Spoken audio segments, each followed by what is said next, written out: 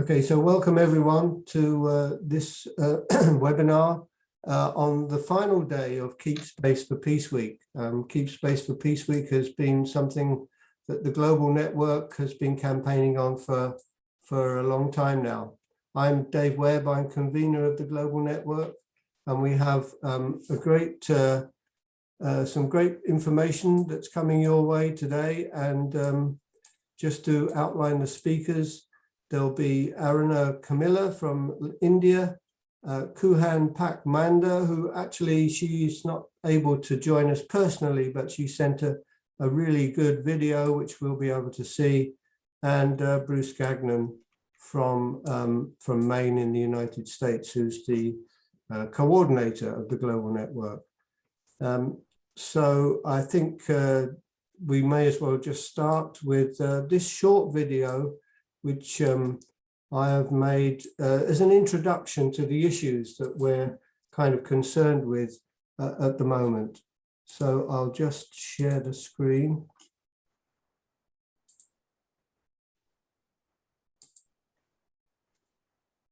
And no, it's gone somewhere. I can't find out how to start it off.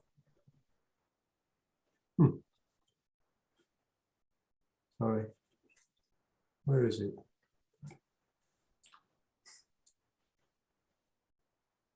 Let me stop sharing again for a moment.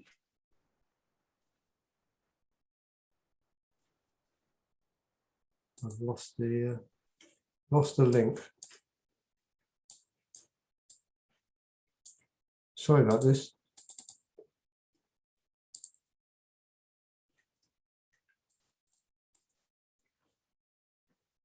Okay, try again.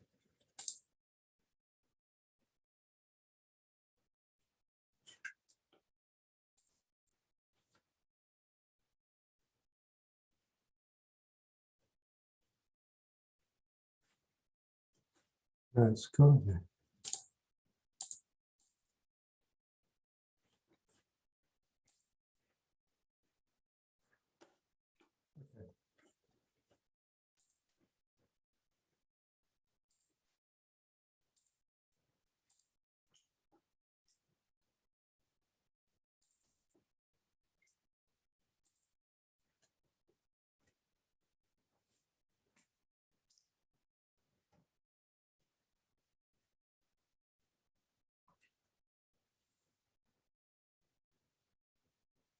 Since humans first looked up at the night sky in wonder, space has been a mystery and an inspiration. Seeking to connect with the heavens, star patterns were identified to reflect myths and legends. Some of the stars were seen to move slowly over the background and were called wanderers or planets. From observing, cataloguing, and measuring the stars and closely examining the light from them, amazing discoveries have been made and theories developed about how stars shine, how they are born, and how they may eventually die. And the human connection with them was finally uncovered. The elements from which the Earth and all life are formed are actually made in the stars and spread out when the star explodes at its life end. To get closer and uncover more wonders, space probes were launched to explore the solar system. And now satellite systems have been developed to help study the Earth's environment and help understand the weather and climate change, and to monitor such things as the effects of pollution and agricultural patterns. Other systems are helping with communications and a whole range of human activities. The importance of outer space for all humankind was recognized very early on in the development of space travel, and was the reason that the Outer Space Treaty on principles governing the activities of states in the exploration and use of outer space, including the moon and other celestial bodies, was developed, agreed, and signed at the United Nations in 1967. The treaty recognizes outer space as a global commons, and it states that the exploration and use of outer space shall be carried out for the benefit and in the interest of all countries, and shall be the province of all humankind. However, the dependency on space and the rapid development of space technologies are running out of control.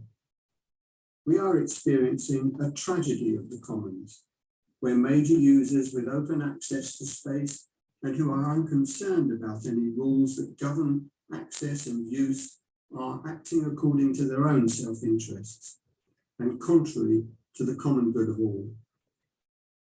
While some seek to explore and explain, others look to exploit and dominate. Billionaires and their corporations are seeking to exploit space, while the military wants to dominate and control the ultimate military high ground. The launching of rockets is also producing environmental problems, polluting the ground with fuel and exhaust fumes. The increase in activity in space is creating huge amounts of debris that could even eventually prevent spacecraft from leaving the Earth altogether. The passage of rockets through the atmosphere could also be affecting the ozone layer, and the huge increase in rocket launches is setting up big problems for the future. Space corporations also planned to establish networks of thousands of satellites to provide superfast 5G networks for global broadband coverage that will also have military applications for communications and will increase surveillance and targeting capabilities. The number of satellites in orbit is set to grow rapidly and will hamper astronomers and dramatically change the night sky. In addition, accidents do happen, and when they do at launch, then a considerable amount of environmental destruction and contamination follows. The increase in satellite launches is accompanied by also an increase in places to launch from. New spaceports are being established around the world, and their construction is often opposed by local residents, concerned about the effects on their environment and the destruction of local ecologies. Nuclear power in space is also being promoted once again, but nuclear generators for planetary bases or for rocket propulsion create environmental problems, from the mining of the uranium to deployment on spacecraft or celestial bodies. And what if there was an accident at launch that could spread deadly nuclear materials far and wide?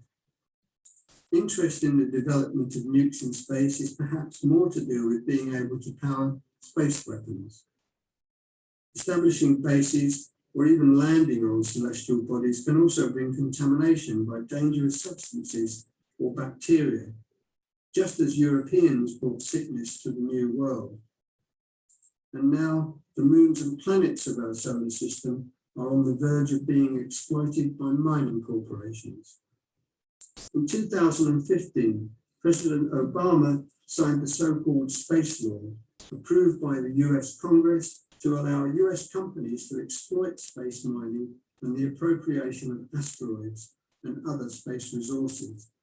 Mining activities in space would produce waste deposits on celestial bodies or aggravate environmental problems on Earth and perpetuate the wasteful use of resources. So, what we do in space and whether we exploit or explore relies on a few people making the right choices, and it's up to us to ensure that they do. Join us and the many others around the world who are doing what they can to keep space for peace.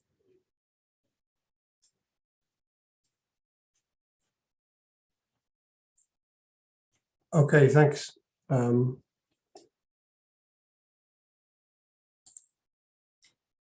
I hope that was okay, where you could hear that all right. So now we're going to move on to our speaker from India. Dr. Aruna Kamila is Associate Professor at Galgotius University near New Delhi.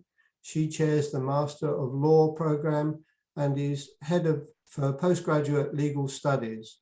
And Aruna also serves on the advisory board of the Global Network. Over to you, Aruna. Oh, thank you. Thank you very much, Jay, for the introduction. I won't take much time. Yes, such kind of great topic. What I want to say is, and I want to give a brief description about how the space age started and what are the political equations that are actually complementing these space activities, and then how this is hampering or this is causing much threat to the outer space through the debris that is forming because of this launchings that are happening by all these states in a mad race. If we have to understand about the beginning of the space age, 4th October 1957, the first artificial satellite Sputnik was launched by USSR. And on 3rd November 1957, again, the first animal Laika in space by USSR again. And in 1961, 4th December, Yuri Gagarin, the first cosmonaut, was put into space by USSR. So it was actually, by this we can understand, it was initiated by Russia, the USSR.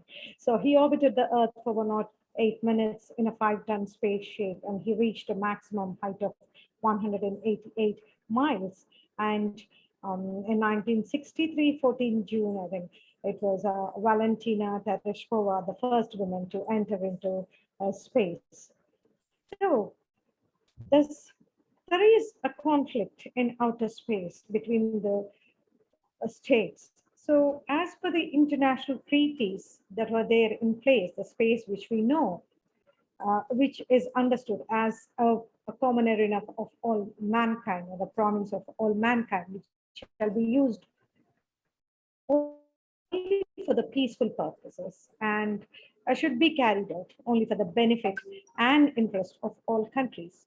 It is not being followed. In fact, it is getting diluted day by day. And this aspect we can observe in many other situations, by the attitudes of these powerful nations. So we could witness this from all these states, just not one state. We cannot just say one state, and it's the most powerful states that are doing, and the other states, out of the sense of insecurity, they have been following the footsteps of these powerful states. And in fact, these states have taken an oath initially and agreed to peaceful usage of space and heading towards having a dedicated. Now they are heading towards this. Having this, what is this, a space command in place.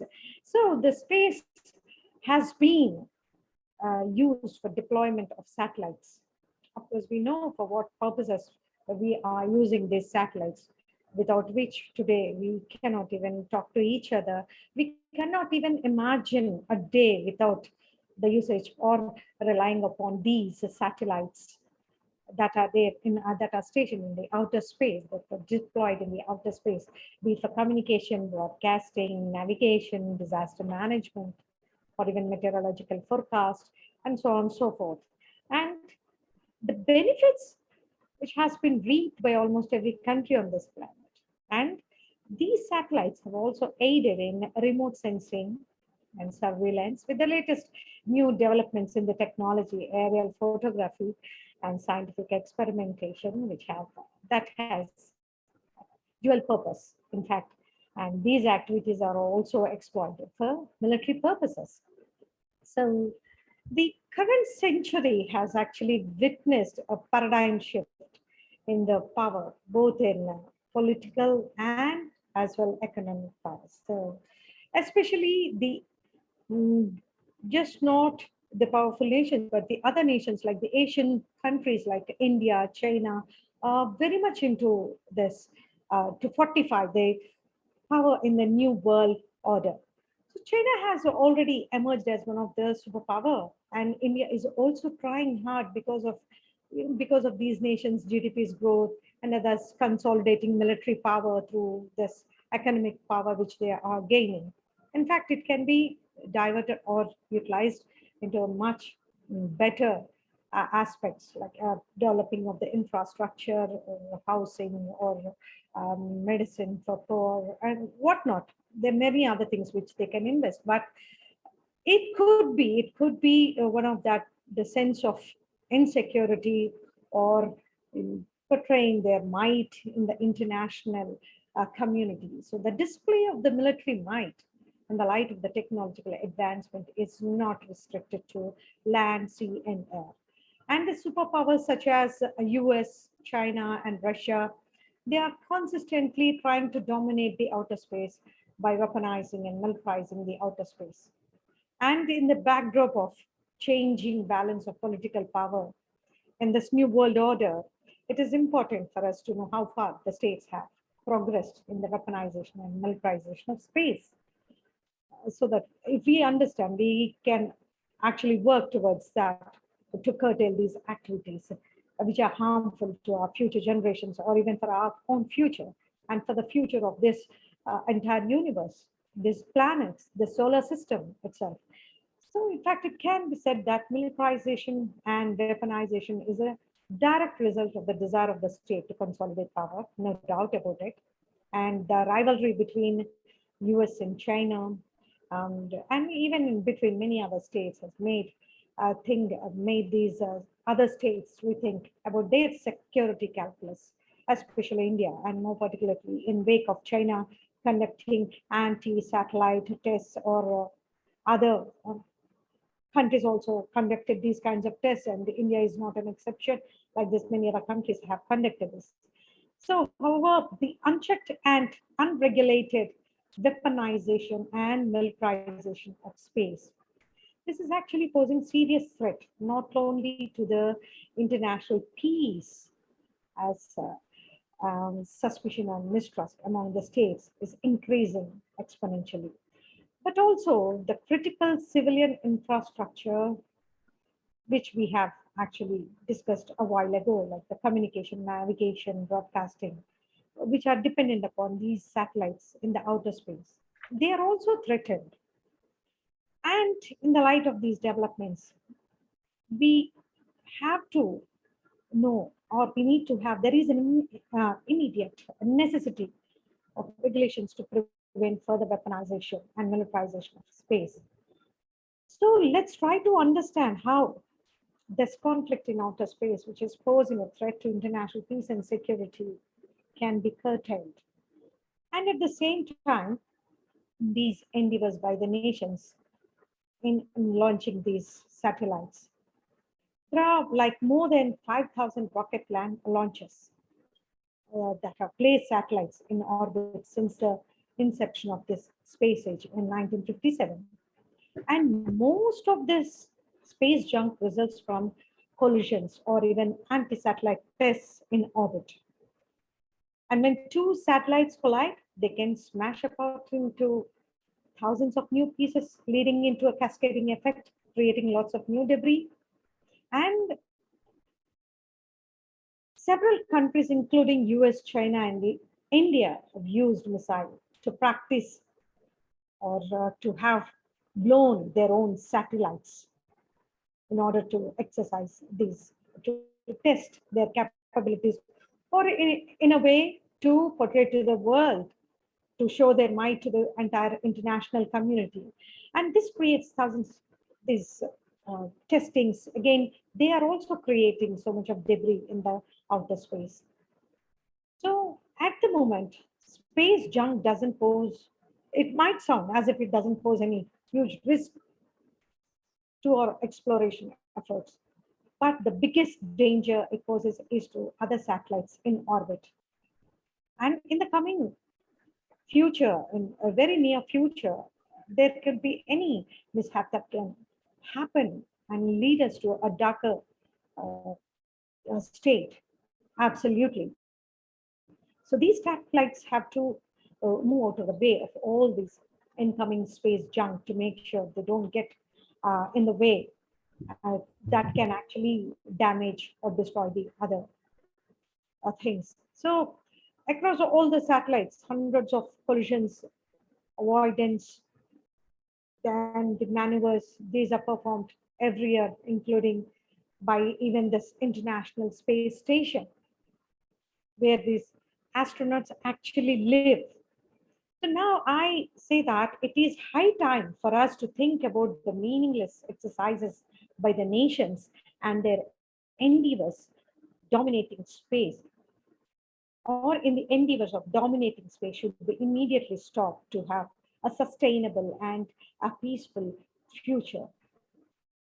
And one more thing I just want to add to this is most of the states, especially US, it is actually welcoming and encouraging the private sector, be it SpaceX, Blue Origin, Galactic, whatsoever it is.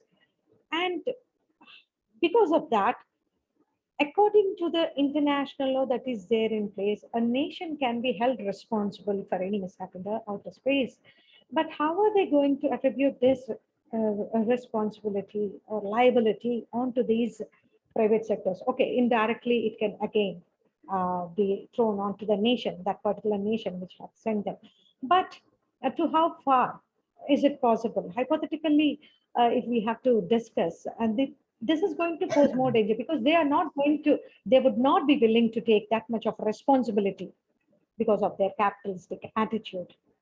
And I think countries have to think once again. And in order for the countries to think, I think it is the people who have to take certain steps towards that endeavor and to stop these unnecessary endeavors and protect the outer space before it is too late. And I take leave here. And I would like to say that once again, that explore but don't exploit. Thank you very much, Dave, and Bruce, and all other present here. Thank you very much for giving me this opportunity. Thank you very much, Aruna. There will be a chance to ask questions in the or make comments later on. Sorry, please, could you, if you're, could you turn your microphones off if you're not speaking? Okay, thanks. Okay, so our next speaker was to have been Kuhan Pak-Manda, who is a Hawaii-based journalist and a media educator. She is a board member of the Global Network and the Code Pink working group, China is Not Our Enemy. And she formerly served as a campaign director of the Asia-Pacific program at the International Forum on Globalization. She can't really make this particular time, but she has sent this really important video, which I'll like to play for you now. So here we go. Try to share the screen again.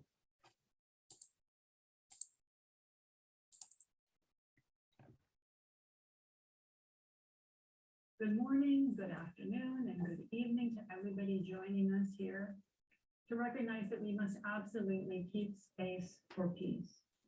I'd like to thank so much the Global Network Against Weapons and Nuclear Power in Space for holding this webinar. We're going to focus on climate impacts of militarism, and I'm going to be talking about the 21st century way of warfare. Let me share my screen. And warfare is changing. War command is moving from earthbound control centers to space-based commands. It is moving from brick and mortar to the cloud. The infrastructure would be space-based and ocean-based. It would replace the current scenario of a base manned with thousands of troops armed with tanks and machine guns, like what we saw in Afghanistan. The goal is to give the US the ability to summon at once unmanned military forces to rain terror down on any spot in the world. A swarm of drones, hypersonic missiles, submarine torpedoes, bombers, etc., all with the ease of calling an Uber. In service to this new way of war, infrastructure is being built. The new infrastructure is a multi-dimensional grid in space and in the sea. It is a grid of thousands of satellites in the heavens. It is also a grid throughout the Indo-Pacific, comprised of mini bases such as airstrips and rocket launch pads on as many islands as possible. And on the surface of the ocean, it is a grid of 5G devices. Underwater, it is a grid of sonar devices. Here is a drone loaded with sonobuoys or sonar devices that will be dropped into the ocean. They will transmit whale-killing sonar signals to 5G sensors on the ocean surface. The 5G sensors will then relay the signal to land and satellite receivers. Saturating the ocean with this technology will kill our ocean. Nonetheless, it is being dubbed as a smart ocean. And here is an unmanned helicopter loaded with sonobuoys that will also be dropped into the ocean. These are the chessboard squares of real life, three-dimensional chess. These plans are underway now. Exercises to help develop this new gridded warfare were recently completed in Hawaii. They were called Large Scale Exercise 2021. The new technology linked Navy and Marine Corps, sea, air, land, space, and cyber weapons. Troops practiced blowing lots of things up in Hawaii's marine habitats by clicking on their laptops at Pearl Harbor, what you see here. The exercise involved forces and ships from 3 naval commands and all 3 Marine expeditionary forces spanning 17 time zones. It is the first iteration of what will become a triennial exercise practiced by client states from around the world. In one exercise, Marines on Oahu struck a ship and sank it with missiles launched from a robot truck off the coast of the neighbor island of Kauai. How this all plays out in environmental terms is nothing short of ecocidal holocaust. As you probably know, war and preparation for war is a fossil fuel intensive activity. The DoD is the world's single largest institutional consumer of petroleum. The greenhouse gas emissions of the US military are larger than those of certain individual nations, such as Denmark and Portugal. But these metrics don't begin to express how war and preparing for war packs a decisive wallop toward the swift collapse of climate stability, while also hobbling the planet's natural systems which support life. There is a symbiotic relationship between the health of coral reefs and the health of whale populations, of phytoplankton and algae populations, of forests and climate and ecosystem health. This intricacy is the hallmark of the web of life.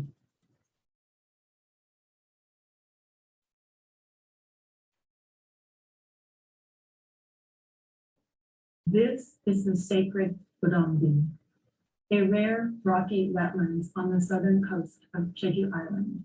It was paved over to build the notorious Jeju Naval Base. It was rich with 86 species of seaweeds and over 500 species of shellfish. The exterminated ecosystem helped to generate oxygen and capture carbon from the atmosphere, but it no longer exists. Neither does the health of Jeju's internationally renowned coral forest, which was dredged to build this port. There is no linear metric to measure the climate impacts of such an abhorrent feed. Rather, what results is a cascading series of systems failures when corals are killed, corals that would otherwise be capturing carbon and producing oxygen and supporting other organisms which capture carbon and produce oxygen. In fact, the ocean is the lungs of the planet, even more so than the Amazon and all the rainforests. The oceans also sequester an astonishing 2 billion metric tons of carbon dioxide per year. A single whale sequesters 33 tons of carbon in its lifetime on average. And the Pacific Ocean is the largest ocean in the world, covering an entire hemisphere on the planet. Tragically, the Pacific is becoming rapidly weaponized, and military practice is presently killing whales by the tens of thousands every year. A weaponized Pacific is a dead Pacific, and a dead Pacific is a dead planet. What is terrifying is that the US, China, and Russia have determined that all future warfare will take place from the ocean and from space. As Bruce Gagnon perceptibly points out, space is another kind of ocean. There are two primary activities that are killing our oceans. The first activity is wiping out life in the seas. The first activity that is wiping out life in the seas is the building of the infrastructure for space-based warfare. The coral dredging, water contamination, deforestation, and coastal hardening taking place on Jeju Island, like what happened in this photo here, is being repeated on many other islands, on Okinawa, Guam, Tinian, on Miyako, Ishigaki, Amami, Yonaguni, all in the service of building a new infrastructure comprised of rocket launch pads, missile bases, radar tracking stations, runways and ports for missile-bearing destroyers. In addition to islands which have already been ravaged, new islands which are entirely virgin to militarism are now being recruited. They include the Cook Islands, Fiji, Kiribati, the Marshall Islands, Micronesia, Nauru, Niue, Palau, Papua New Guinea, the Solomon Islands, Tonga, Tuvalu, and Vanuatu. In addition to the atrocities already ongoing, the worst is what's in store. Those are the plans to install and utilize the ocean-killing sonar infrastructure to build the so-called smart ocean. Here we see sonar buoys being dropped by a drone. Oh no, actually this is not a drone dropping it. Here are whales in Honolulu Beach themselves, just to give you an idea of how lethal sonar is to whales.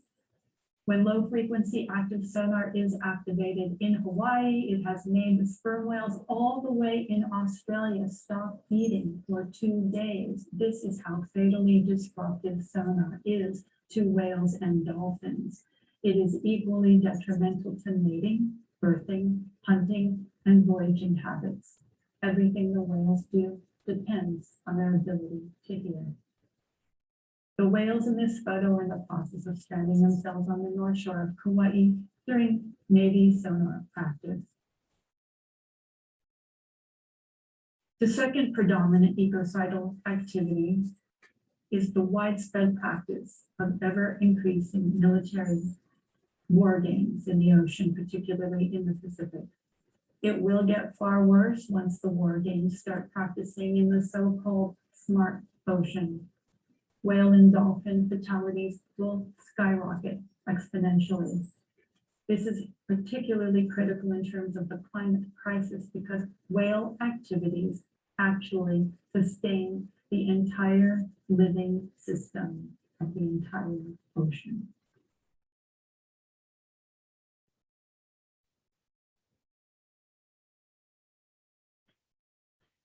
We essentially have nonstop war now taking place in our oceans, even with no war being waged. But war is being waged. That is, war on all the living spirits that populate the undersea community and enable our oceans to support life on Earth. The whales, dolphins, turtles, crabs, seahorses, jellyfish, algae, seaweeds, eels, manta rays, plankton, coral. In fact, the EIS for the military activities which are now taking place in the Mariana Islands projects that over 81,000 whales and dolphins will be killed or maimed by these activities per year. Over 81,000 per year. In the Gulf of Alaska, the EIS projects harming or murder of over 182,000 whales and dolphins over 5 years. The numbers are staggering, especially when you consider that hundreds of military practice maneuvers take place in the Pacific every year, and the numbers are growing. Here are where the main war games are taking now, but like I say, the numbers are growing. Thank you very much for learning something, I hope, with this presentation and doing what we can to fight this terrible beast, the US military and all militarism. Let's keep space for peace. Let's keep the oceans for peace. Thank you.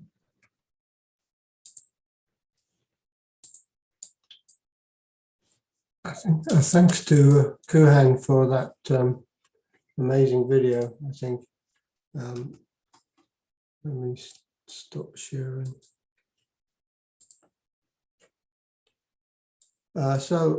Just leave a little bit for that, all of that to sink in, and then we can pass over to Bruce Gagnon, who's the coordinator of the global network.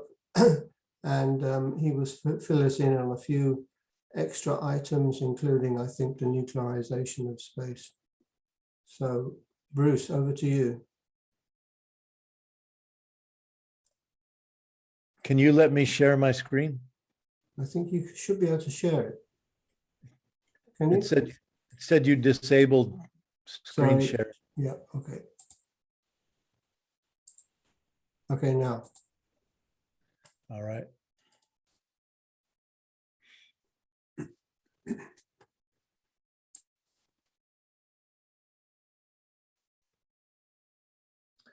Okay, well, thank you all for being here today. I was deeply, deeply moved by Kuhan's presentation. Some of the voice at times cut out, but I think the pictures clearly underscored the devastating nature of what's going on in the region.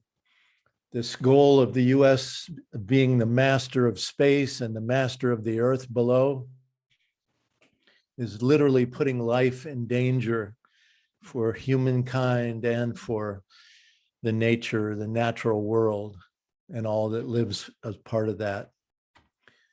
Dave earlier showed this 1997 Space Command document, Vision for 2020, that says space will be used to control the earth below and the heavens above us.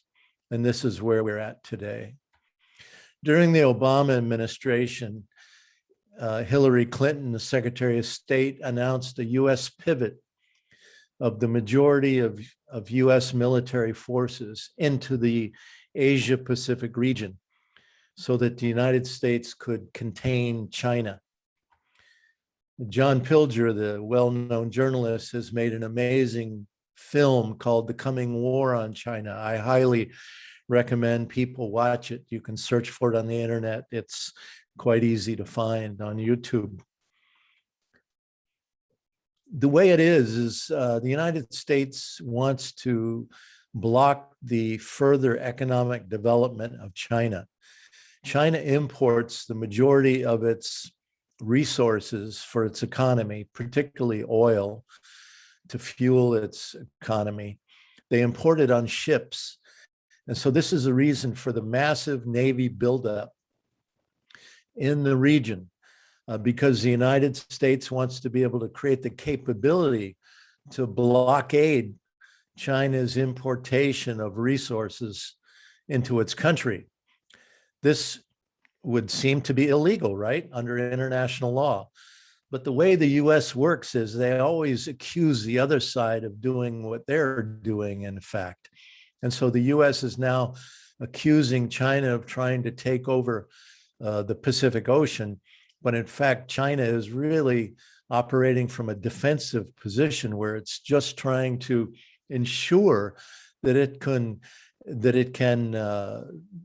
ship its resources without being hindered by the United States.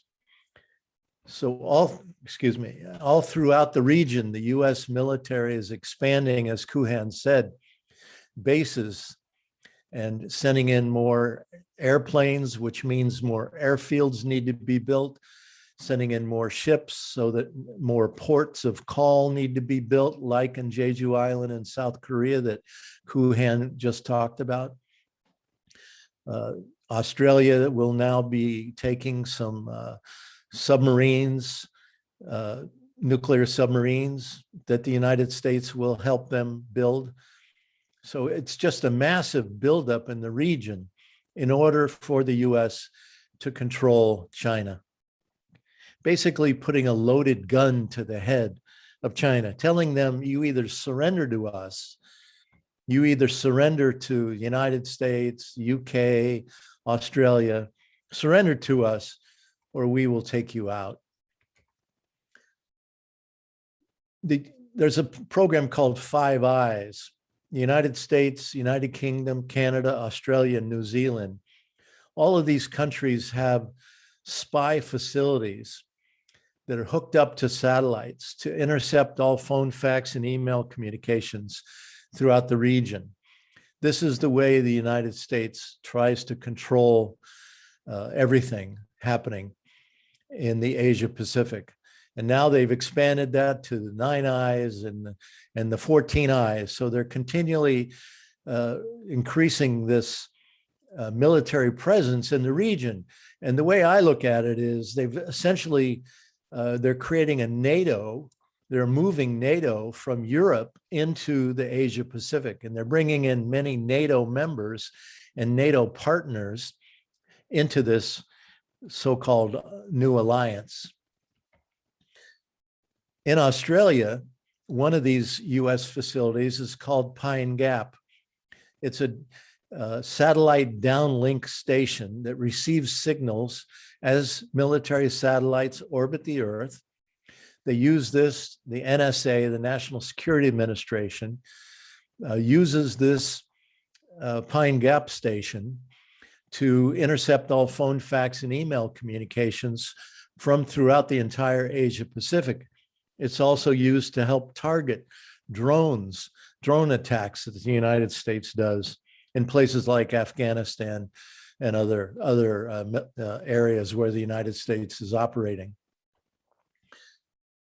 This Rocket Lab facility, it's a rocket launch factory and launch, it's a factory that builds rockets and also launches them. It's in New Zealand, and the people of New Zealand were promised that Rocket Lab would be for civilian purposes. But Lockheed Martin has taken over this place, and you see the American flag hanging there. So it's pretty clear that the United States, in its insidious ways, has gone into one more place, saying that it's just there to help and just there to be partners with the host country.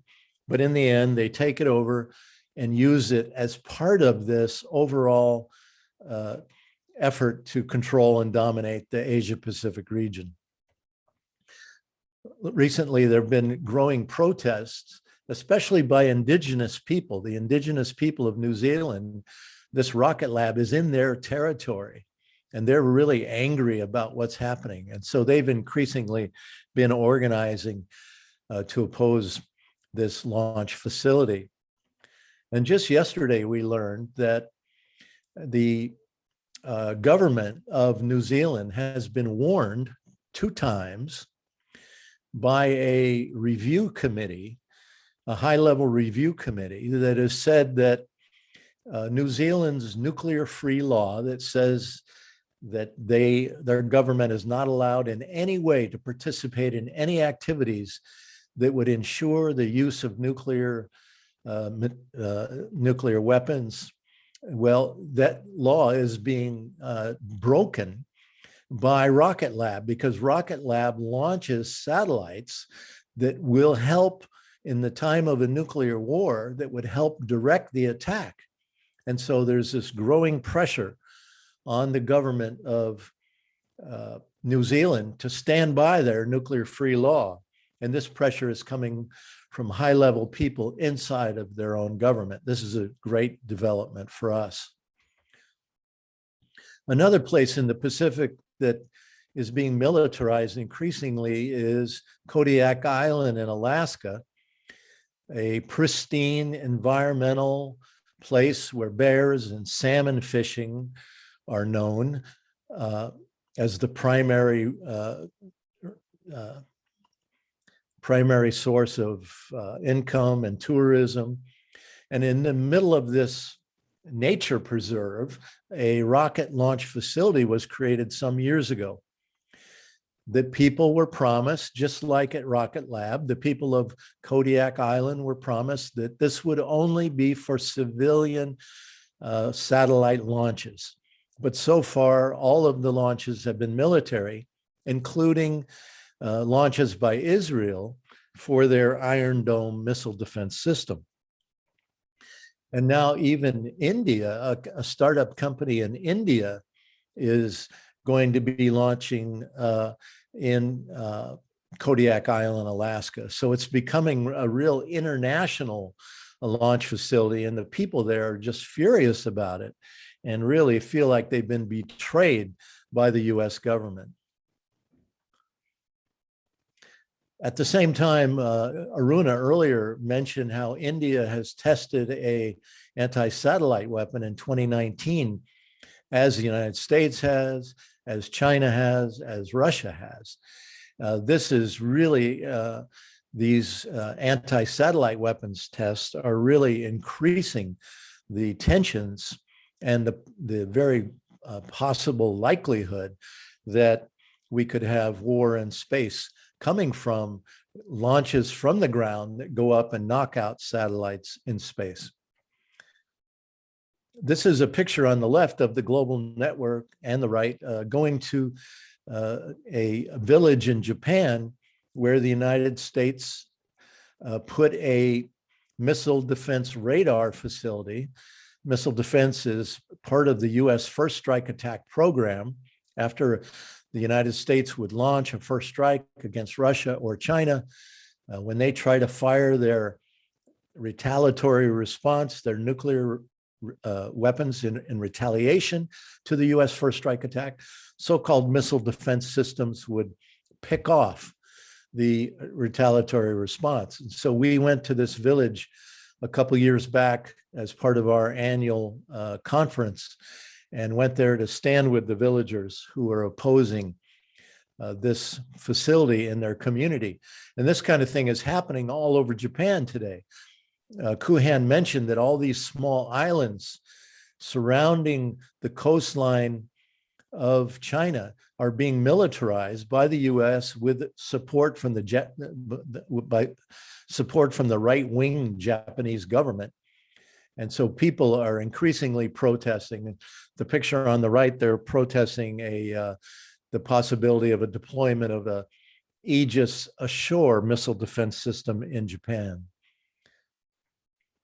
This is a picture from Jeju Island that we've already talked about, where this incredible, pristine, world-recognized environmental treasure has been literally destroyed at the request of really at the demand of the United States, that the South Korean government build this Navy base on Jeju Island.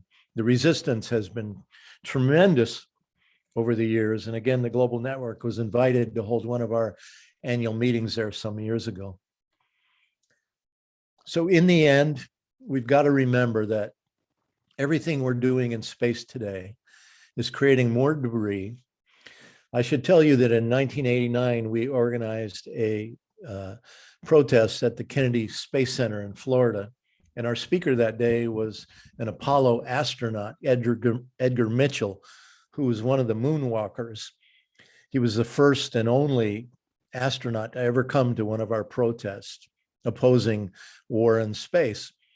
And he said, if there ever was a war in space, it would be the one and the only, because so much space debris would be created that it would create essentially a minefield around the Earth, and that we would not be able to get a rocket off the planet Earth. And this minefield would have a cascading effect where more and more collisions would happen with other satellites and even the International Space Station. And soon everything on the Earth would go dark. Cell phones, cable TV, internet banking, weather prediction, air traffic control, all kinds of things that we do on this planet that are hooked up to satellites the Earth would virtually go dark. And so we have this really brief moment in human history to stop this madness now, stop this idea of the colonization of the heavens, of turning this environment in space into a trashed environment, into another destroyed environment. And so thank you for being with us today.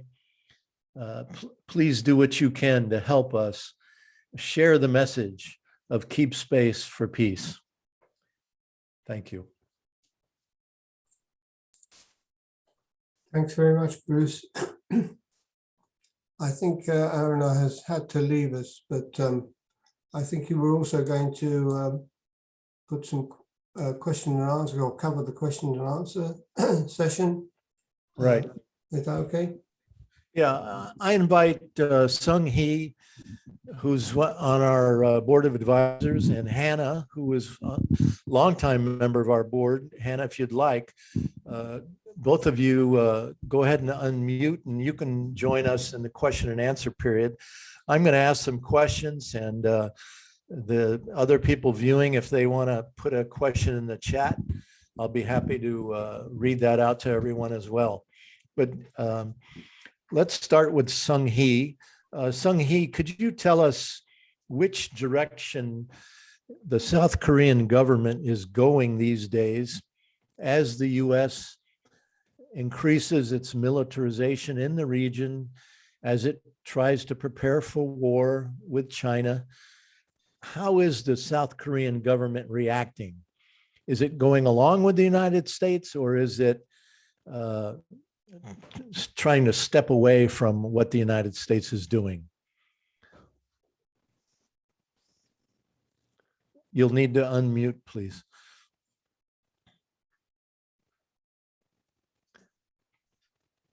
You need to unmute, Sung Hee.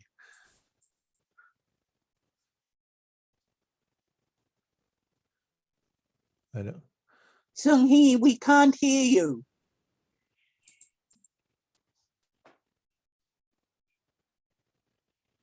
You are muted. Sorry, yeah. I'm There you sorry, go. yeah. Did you hear? Yeah. Did you hear my question? Yes, I heard it. Okay. Yeah. Thank you so much for wonderful presentation from you, Guhen, Aruna, and thank you, Dave. Regarding the question about the South Korean government, let me tell you about the two developments. The first, on this March 25th, the South Korean government, the President Moon Jae-in declared the so-called something like a space era of the South Korea.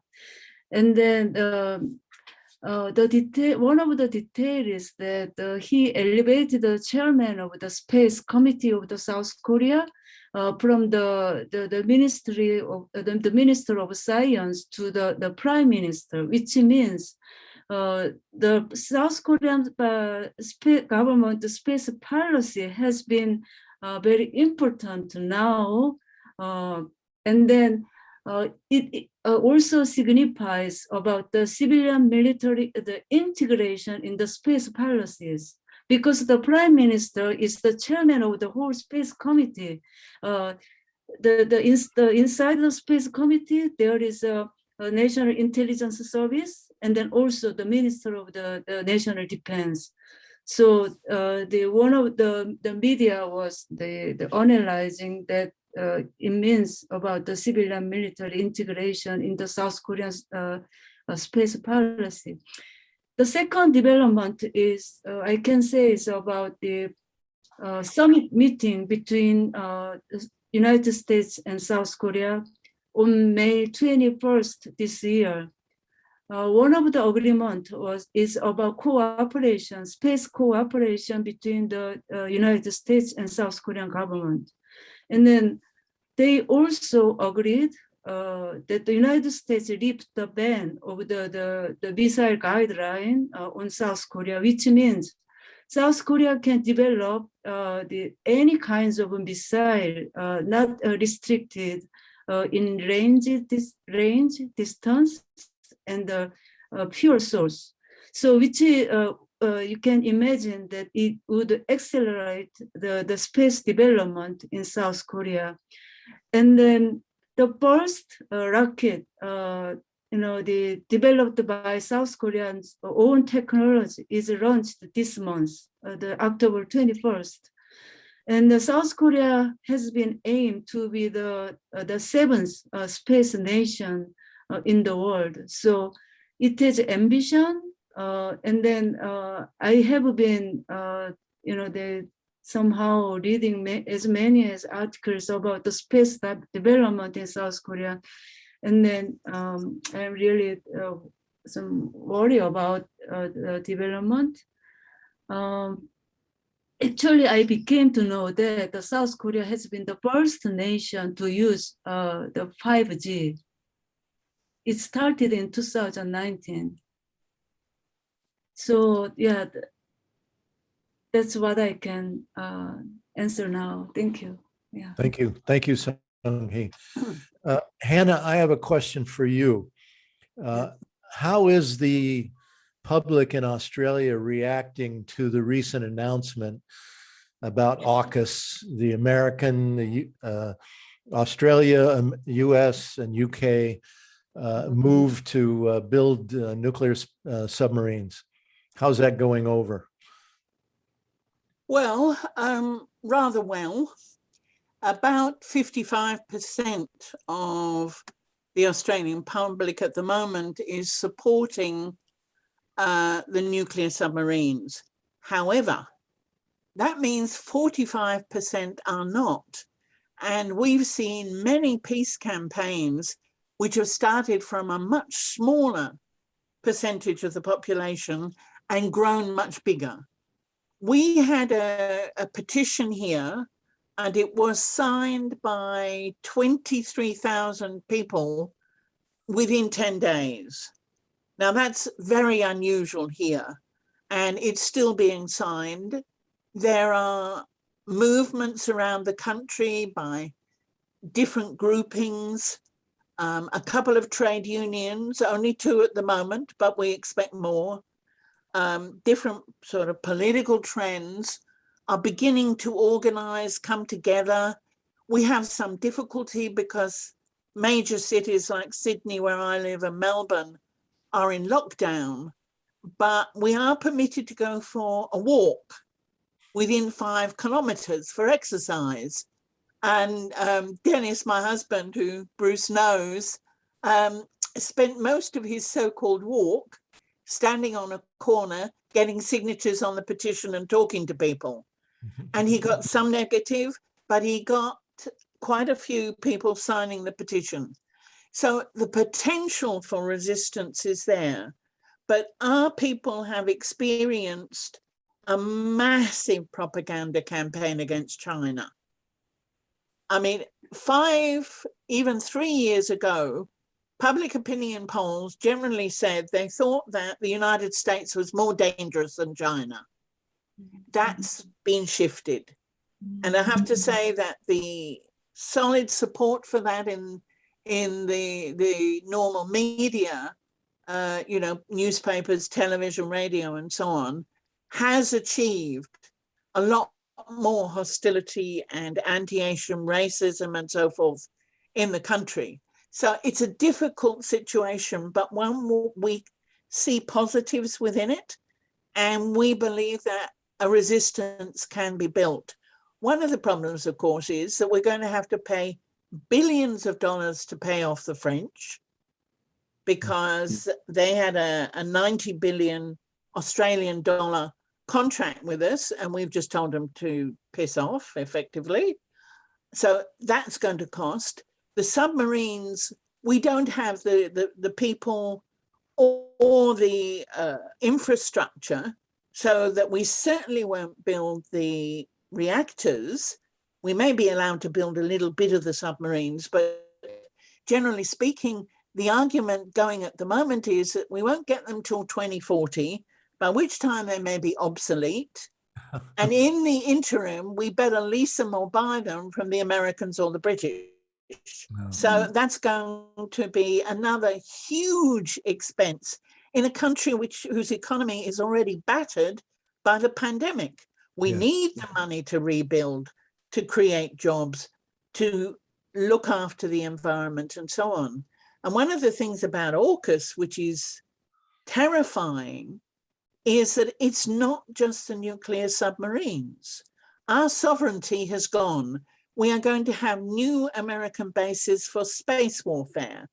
We are going to collaborate on undersea technology, cyber security. We are going to have more planes, more soldiers, more ships from the United States. We're going to become in the way they used to talk about Japan, you know, as a land-based sort of launching pad for the United States. The other day I wrote that Australia is going to become the new Israel, like Israel is the US base in the Middle East. Yeah. That's the way I think Australia and Japan are, and Korea are being turned into sort of the new Israel, the forward operating base of the US. Would you say that's fairly accurate? I think that's a useful description to use, although of course we have a very strong pro-Israeli lobby in this country, and I don't think I want to provoke them into sort of joining the opposition to the peace movement at the moment. But yes, I mean, in terms of explaining what's happening, that's true. Yeah. All right. Thank you, Hannah. I see a question from Lisa Savage, a fellow Maine friend here. Lisa, can you come on and can you open up your mic and let us talk about your question? Are you there? I'm here. Can you hear me? Yep. Why don't you read your question and then why don't you answer your question? Because I know you've got a good answer for that question. Let me just. I was crowdsourcing the answers to my question. Good morning, everybody. It's 8 a.m. here in Brunswick, Maine, where I am. We're preparing to go to Bath Iron Works in a little bit to stand with Bruce and Global Network there for Keep Space for Peace Week. I have agreed to speak at one of the COP26 People's Summit webinars, which will be on November 7th, Sunday, November 7th. And Kuhan is also going to be speaking. So I was happy to see her and hear her pre-recorded presentation. The part that I've taken on and the part that interests me the most as an old journalist and marketing person that's been involved with the peace movement now for decades is how is information being controlled? So I was very interested, Hannah, to hear your remarks about how public opinion in Australia has been shifted in the direction of being anti-China and laying the groundwork for that anti-Asian racism that would underpin the rationale for why we've got to spend all this money and build all these new weapons.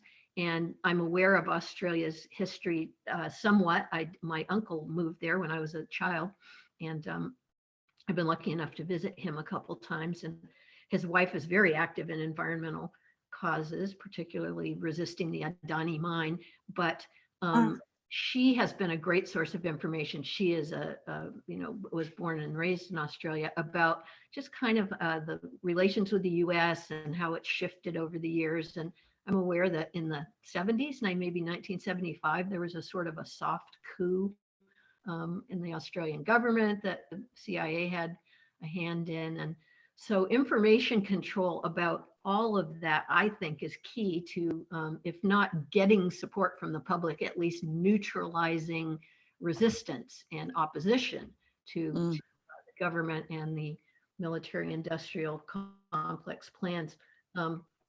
I lived in Tokyo many years ago for 4 years as a young mother, and my son was born on December 7th, and I remarked to some of my college-educated friends in Japan how ironic it was that an American child would be born on Pearl Harbor Day in Tokyo, and their response was, "What's Pearl Harbor Day?"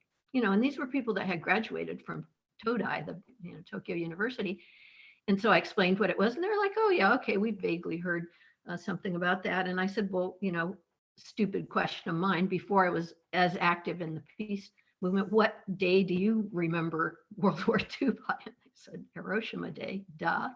But it's always interesting to me how the information control starts at the kindergarten level, really, and it goes right through. I'm a retired school teacher. I want to talk about how, space is being militarized. Really, and you people would be the ones to correct me if I'm wrong. NASA has always been, at heart, a military program. But any American on the streets that you ask, is NASA a military program, would say no, of course not. And remember that time that woman or that person of color went in space, and wow, this is such a, to them it's a source of national pride. It has nothing to do with the military. And so one of the big shifts right now is having a space force. In many ways, Trump was the truth teller who was willing to name things the way they were. And now we're back to an administration that's more cagey about their communications, but kept Space Force. But this is where the sort of, the cloak falls off of, oh, wait a minute, space programs are about militarization and global domination. So I'm curious to know what you all, as people that are really paying attention, consider. What are the primary methods that your government or other governments that you're studying using to create, manufacture consent for the militarization of space? All right. Thank you, Lisa. I'm going to throw that question to Dave Webb. I'll give him a second to think about it. And I want to just say a few words about that protest you and I are going to in about 3 hours from now at Bath Iron Works, 3 blocks from my house. It's a shipyard that builds destroyers for the Navy. And on board these ships are interceptor missiles that are part of this U.S. missile defense system that I mentioned earlier, that is the shield that is used after a U.S. first strike attack is launched. In 2008, the U.S. fired one of these interceptor missiles into space and knocked out an old U.S. military satellite to show that these interceptors on these Navy Aegis destroyers are capable, can function as anti-satellite weapons. So that's where we're going today. They're working on 7 more of these ships right now. They're turning them out like crazy.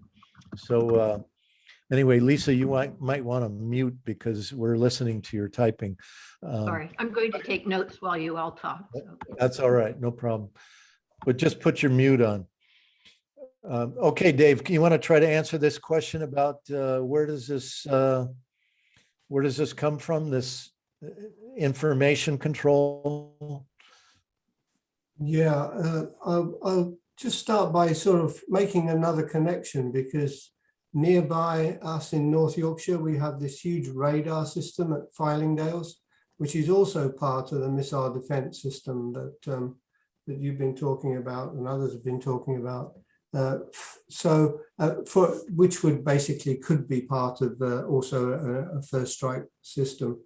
And the reason I mention that is because when I was still teaching at the university, we used to take students there. We were teaching on a peace studies course and took some students there to kind of introduce them to the system there. And at that time, they were quite open in that they would invite people in, visit and show around the radar system and all that. And we spoke with some of the personnel there, and they considered themselves as sort of, I think all of the people that were working there on the terminals and so on, considered themselves as kind of space enthusiasts. They were really keen on space. They were very interested in space when they were young, and they saw the kind of move into the RAF, the Royal Air Force, and into this particular part of the Royal Air Force as a way of keeping up with that kind of interest.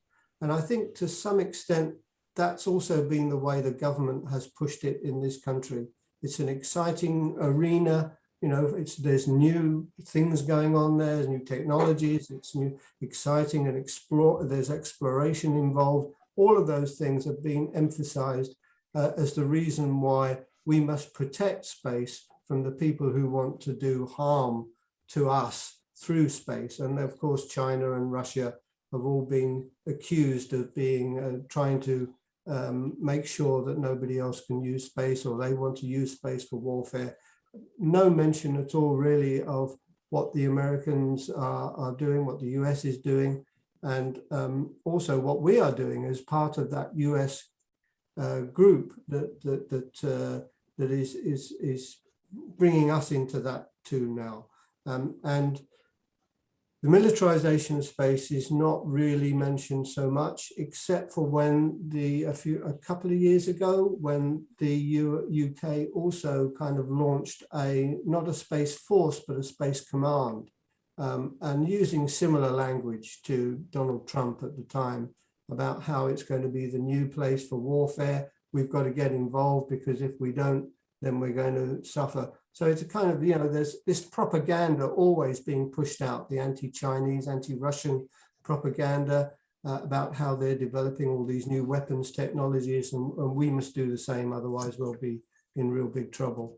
And also mixed up with this excitement of exploration of space and the use of the billionaires now doing space tourism is another thing that's actually taking up a lot of news items too.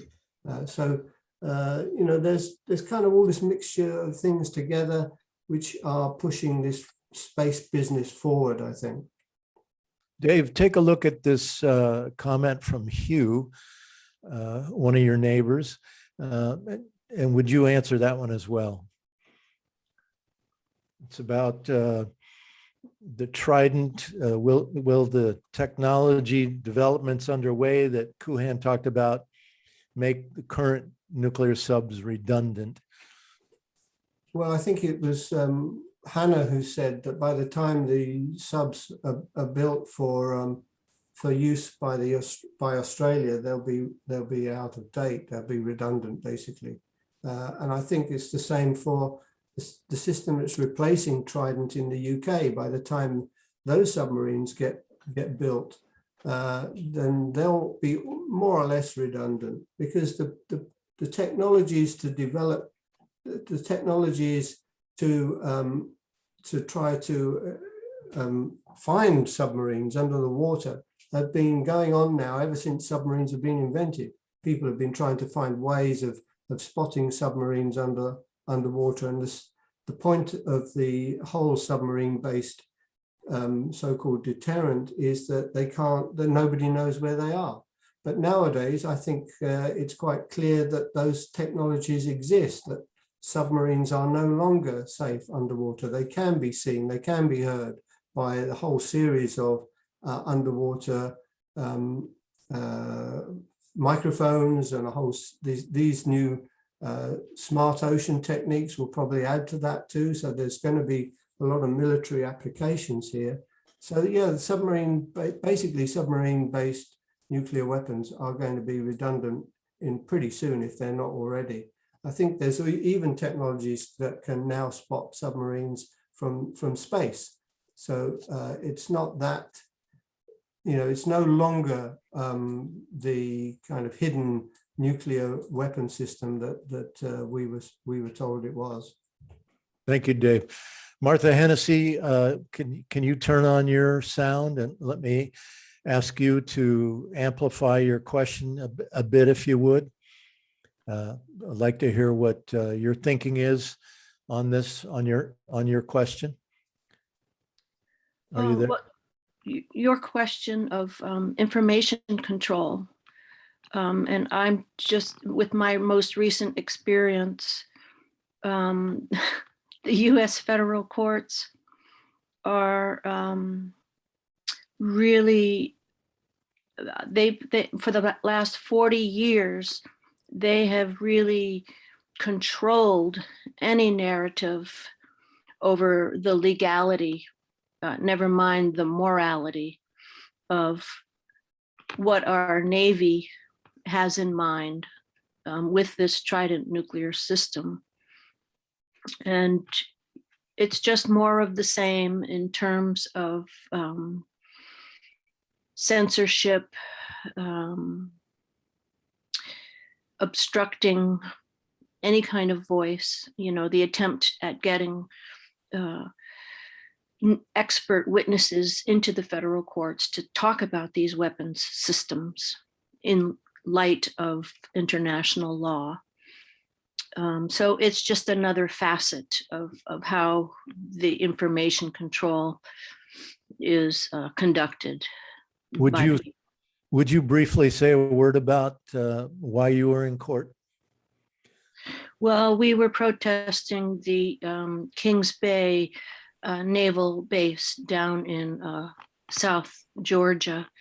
And I just spent 10 months in prison for that protest. And I'm not sure, what role this kind of approach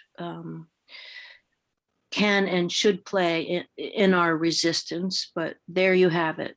I did it, and I'm very grateful to be with you all. Thank you, Martha. We're really happy to have you on the call. Thank you very much. And I'm glad you're out of jail. Yes. Anyone else want to say anything before we have a few minutes left? Bruce, it's Hannah here. Could Yes, I make a couple of comments? please. This thing about sort of keeping the population in control in Australia, I mean, the fundamentals for us are two things. One, they tell lies. All of this is for peace and security and stability and progress and development. And it is, in fact, of course, the absolute opposite. So total lies. And secondly, most teachers know that we're told the best method of teaching is repetition. And by God, we get repetition. Stories about China, about Taiwan, about the Uyghurs, constantly. So those two mechanisms are used, and they build on a tradition that is somewhat militarist. Australia was, created, it grew out of the Anzac myth. And Anzac, of course, was when the Australians were defeated trying to invade Turkey. But that's our founding myth, which is militarist. And we had the war against the Aborigines. We had anti-Asian settlement when many Chinese were brought in for the gold fields. So there's a lot there. And finally, we have a media which is perhaps the most highly monopolized in the world and dominated by Murdoch. And he is subservient in all of this. So there is and I'm sure it's true in other countries, there's a superstructure which is built of all these interlinking factors which make a very powerful impact on a population. And for the peace movement, it's hard to break through. Well said. So basically, we've got a corporate owned and controlled media. Yep. And the corporations that see China as a rival to their power and their domination, their economic domination, their military domination, their control of the world economy. China is a threat to them. And so they're using every means possible to, as you say, demonize China 24/7, and then also to anyway, keep us totally brainwashed. Let's see, something here from Hugh. Kodiak is the 60° north. There's talk of a Scottish spaceport on the same latitude with the same trajectories. Do you want to say anything about that, Hugh?